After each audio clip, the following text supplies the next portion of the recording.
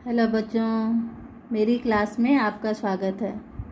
आज मैं आपको व्यंजन संधि पढ़ाऊंगी। व्यंजन संधि पढ़ने से पहले हमें यह जानना जरूरी होता है कि व्यंजन संधि की परिभाषा क्या है। तो एक व्यंजन का मेल दूसरे व्यंजन या स्वर से होने पर जो विकार आता है या परिवर्तन आता है उसे व्यंजन संधि कहते हैं। अब इसका मतलब है एक व्यंजन का मेल या दूसरे व्यंजन या स्वर का मेल। अब यहाँ पे देखो, जैसे आपने दीर्घ संधि उनमें देखा होगा कि जो पहले वाले शब्द का आखिरी वर्ण होता है और जो दूसरा शब्द होता है उसका पहला वर्ण होता है, तो इनको जोड़ दिया जाता है, इनकी संधि की जाती है। अब यहाँ पे जो पहले वाले शब्द का आखिरी शब्द है वो क्या है? व्यंजन है। क क्या है? व्यंजन है। और अ क्या है? स्वर है। तो यहाँ पे व्यंजन और स्वर का मेल होता है तो व्यंजन संधि होती है। यहाँ दिक में जो क है ये आधा है क्योंकि इसके नीचे हलंत लगा हुआ है। अगर ये हलंत नहीं होता तो ये क पूरा होता, तो इसमें अ स्वर होता है। लेकिन जब यहाँ पे हलंत लगता है तो इसमें अ नहीं है, सिर्फ ये व्यंजन क है, तो इसलिए ये क व्यंजन हो गया और अ क्या हो गया? स्वर हो गया। तो दोनों जुड़ के व्यंजन संधि बन गए। ठीक है। अब यहाँ पे एक व्यंजन है और एक स्वर है, इसलिए ये व्यंजन बना। तो यहाँ पे क प्लस अ मिलके ग बना। अब यहाँ पे आप सोचेंगे कि क और प्लस अ मिलके तो क पूरा कंप्लीट हो जाता है, लेकिन यहाँ पे संधि हो रही है, हम कोई वर्ण नहीं जोड़ रहे हैं, तो इसलिए यहाँ पे संधि व्यंजन संधि में ये ग बन जाएगा। इसके कुछ नियम है, अभी मैं आगे आपको ये नियम समझाऊंगी कि जो पहला वर्ण होता है वो तीसरे वर्ण में बदल जाता है। अब जैसे ये है सत, त के नीचे हलंत लगा हुआ है तो ये आधा है, प्लस ध, तो ये दोनों क्या हैं? व्यंजन है। त भी व्यंजन है, ध भी व्यंजन है, तो इसलिए ये दोनों जुड़ के यहाँ पे सद्धर्म बन गया। अब ये त से मैंने अभी बताया था जो वर्ण होता है उससे आगे जो तीसरा वर्ण होता है वो बन जाता है जब संधि हो जाती है। अब मैं यहाँ पे आपको व्यंजन संधि के कुछ नियम आपको बताऊंगी, जो मुख्य नियम है। जब मैंने आपको वर्णमाला पढ़ाई थी उसमें मैंने बताया था कि व्यंजन जो होते हैं उनके 5 वर्ग होते हैं: क वर्ग, च वर्ग, ट वर्ग, त वर्ग और प वर्ग। सब वर्गों में क्या होते हैं? 5-5 वर्ण होते हैं। ये देखिए, क, ख, ग, घ, ग। अगर संधि विच्छेद करना है तो यहाँ पे जैसे दिक क वर्ण है, अब ये और अंबर है, ठीक है, ये मैंने अभी पहले भी बताया था, तो ये क वर्ग का है। तो क वर्ग का जब संधि हो जाएगी तो वो तीसरे वर्ग में बदल जाएगा। ये क वर्ग क से लेके ये ग बन जाएगा, ठीक है, जब संधि हो जाएगी। अब दूसरा है च वर्ग। अगर शब्द में ये वाला अक्षर जो है च वर्ग का आ गया, च आ गया, मतलब इनका जो भी पहला वर्ण है वो आ गया, तो वो फिर तीसरे वर्ण में बदल जाएगा। तो यहाँ पे च है तो इसलिए वो क्या किस में बदला? ज, जब संधि होगी तो ये अच, च प्लस अ, अच प्लस अंत, तो यहाँ पे क्या बन गया? अजंत। ये च किस में बदल गया? ज में बदल गया। उसी तरह से ट वर्ग का जैसे ट आएगा और उसके बाद स्वर आएगा, चाहे स्वर आए चाहे व्यंजन आए, लेकिन जो ये वाला वर्ण है पहले वाला, तो ये किस में बदल जाएगा? तीसरे वर्ग में। तो यहाँ पे ट से ड बन गया तीसरा, ट ठ ड। फिर है त का द बन जाएगा। ये त है, त वाले वर्ग में तीसरा कौन सा है? द है। तो आपको ये पता होने चाहिए, जैसे क, ख, ग, घ, ग, मतलब वर्ग में पहला कौन सा है, दूसरा कौन सा है, तीसरा कौन सा, आपको ये वर्ग पता होने चाहिए, फिर आपको आसानी होगी। अब जगत में त है प्लस ईश, तो यहाँ पे जगदीश हो गया क्योंकि बड़ी की मात्रा है, त के साथ बड़ी की मात्रा जुड़ गई। अब त किस में बदल गया? द में बदल गया है, तो इसलिए जगदीश हो गया।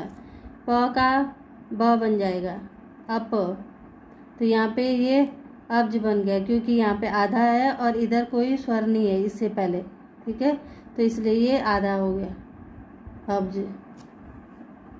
अब व्यंजन संधि का दूसरा नियम है कि जब पहले वाले शब्द का जो आखिरी वर्ण होता है वो पांचों वर्ग में से कोई भी पहला हो, ये वाला क वर्ग में से हो या च हो या ट हो या त हो या प हो, तो उनका मेल पंचम वर्ण होने पर, उनका मेल जो होता है, ये अगर ये वाला वर्ण पांचवा वर्ण है, पांचवा मतलब ये जो लास्ट वाले वर्ण होते हैं ये पांचवा वर्ण होते हैं, 1 2 3 4 5, तो ये पांचवा वर्ण है।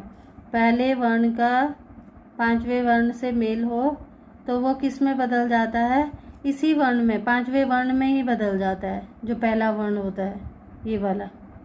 अब जैसे यहाँ पे उदाहरण है जगत प्लस नाथ, तो ये त है, ये त वर्ग में से पहला वर्ण है त।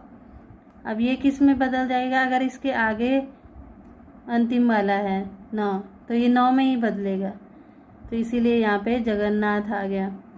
तो ये त आधा है, तो इसीलिए यहाँ पे नौ भी आधा आया है, क्योंकि यहाँ पे स्वर जुड़ा नहीं है।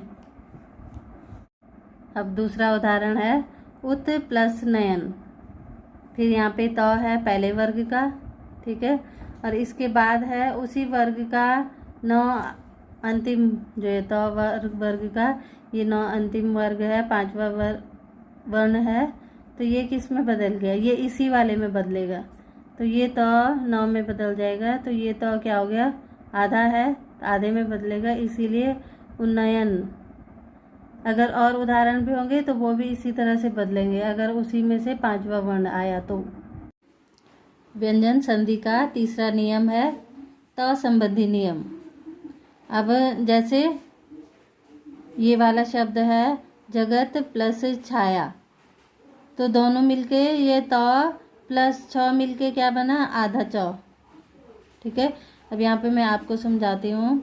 च और छ, अगर तो पहले आया और दूसरे वाले शब्द में च और छ आया तो वो किस में बदलेगा, च में। अभी इसके नीचे हलंत लगा हुआ इसीलिए आधा है।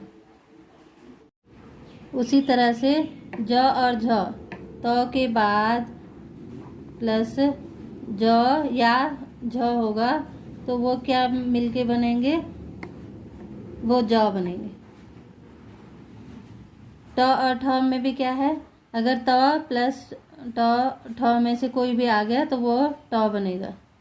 तो आपने ज़्यादातर ध्यान देना कि च छ, ज झ, ट ठ, ड ढ या ल, इनमें से जो पहला वाला च, इसमें ज, ट, ड इसमें बदल जाएगा, और ल तो ल ही रहेगा, ठीक है, छ नहीं आएगा। अब जैसे यहाँ पे उदाहरण में दिया गया है उत प्लस चारण, त प्लस च, तो ये भी क्या बन जाएगा, च बन जाएगा, क्योंकि यहाँ पे च है, यहाँ पे छ था, मैंने बताया ना, च या छ में से जो भी होगा दोनों में से त के बाद तो वो च बन जाएगा। सत प्लस जन, अब ज, यहाँ पे ज और झ में से कोई भी होगा तो वो ज बन जाएगा, आधा आ जाएगा यहाँ पे, तो सज्जन। उत प्लस डयन, त के बाद ड आ गया तो वो भी आधा ड हो गया, ये बता दिया ना, ड और ढ में से कोई भी आ गया तो यहाँ पे आधा ड आ जाएगा। अब हम व्यंजन का चौथा नियम पढ़ेंगे। त प्लस स्वर बराबर द, मतलब त के बाद कोई भी स्वर आए, 11 स्वर होते हैं, अ आ ई उ री ए आई ओ औ, तो ये त के बाद कोई भी स्वर आए तो वो द में बदल जाएगा, ठीक है। या ग, घ, द, ध, ब, भ, र, ये भी अगर त के बाद आए ये शब्द तो तब भी वो द में बदल जाएंगे, ये आपको ध्यान रखना है। जैसे सत प्लस इच्छा, त है, त प्लस ई क्या हो जाएगा, द में बदल जाएगा, सदिच्छा। दूसरा है भगवत, तो आ गया प्लस भक्ति, तो भ के साथ जुड़ जाएगा तो क्या हो जाएगा, इसके साथ मेल हो जाएगा, तो भगवत भक्ति ये साथ में जुड़ जाएगा, तो ये द बन गया, तो था जो वो द में बदल गया। अब यहाँ पर पांचवा नियम है त या द प्लस श हो, मतलब अगर त या द का मेल श से हो तो वो च छ हो जाता है, आधा छ और छ। जैसे यहाँ पे लिखा हुआ है उत प्लस श्वास, त प्लस श, तो यहाँ पे क्या हो गया उच्छ्वास, च और छ हो गया उसका, जो त और श है च और छ में बदल गया। सत प्लस शास्त्र, त प्लस शा किस में बदल जाएंगे, सत्शास्त्र। फिर त या द का मेल अगर ह के साथ हो तो वो द ध हो जाता है, दध। पद प्लस हति बराबर पद्धति, यहाँ पे द था, ह के साथ जुड़ गया तो पद्धति हो गया। उत प्लस हार, त प्लस हा, तो यहाँ पे क्या हो गया उद्धार। ठीक है, यहाँ पे क्योंकि आ की मात्रा थी इसीलिए यहाँ पे उद्धार ध में आ की मात्रा लगी। फिर 7वां नियम है स्वर के साथ अगर छ आ जाए तो वो च आधा और छ इस तरह बदल जाएगा। जैसे आ प्लस छादन तो आच्छादन हो जाएगा। ठीक है, यहाँ पे च और छ हो जाएगा, छा तो यही रहेगा लेकिन यहाँ पे स्वर आधे च में बदल जाएगा। ठीक है, फिर परि प्लस छेद, परिच्छेद, छ वही रहेगा लेकिन ये जो र पे ई की मात्रा, छोटी ई की मात्रा है वो भी च में बदल जाएगी, तो परिच्छेद।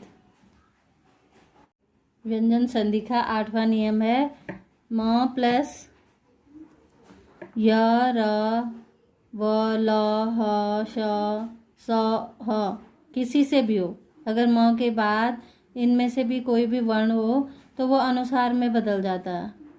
अनुस्वार मतलब बिंदु, बिंदु में बदल जाता है। जैसे सम प्लस लाप, यहाँ पे म है आधा है, ये आधा होना चाहिए। ठीक है, अगर पूरा होगा तो नहीं उसका मेल होगा, आधा, और यहाँ पे लौ आ गया तो यहाँ पे क्या हो गया संलाप, ये बिंदु में बदल गया है, अनुस्वार में बदल गया।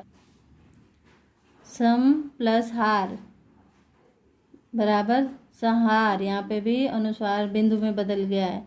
सम म प्लस वी व हो गया है तो यहाँ पे भी क्या हो गया संविधान, बिंदु में बदल गया है। अगला नियम है री र श के बाद अगर न आए तो वो अणा में बदल जाएगा। जैसे परि प्लस मान तो वो मिलके क्या बन जाएगा परिमाण, ये न जो है ये अणा में बदल जाएगा। भूष प्लस न तो ये न फिर यहाँ पे किस में बदल गया अणा में, भूषण। अगला नियम है स के बाद अगर कोई स्वर आए बस अ और आ को छोड़कर, ई उ री ए आई ओ औ, तो अगर ये स के साथ जुड़ जाएंगे तो श बन जाएगा। जैसे वी प्लस सम, व में छोटी ई की मात्रा है, छोटा ई स्वर है और स है तो ये जुड़कर क्या बन गया विषम।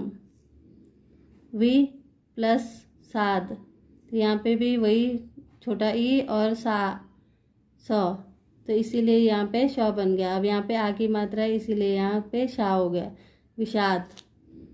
सु प्लस समा, यहाँ पे फिर उ स्वर है और यहाँ पे स है तो यहाँ पे सुषमा।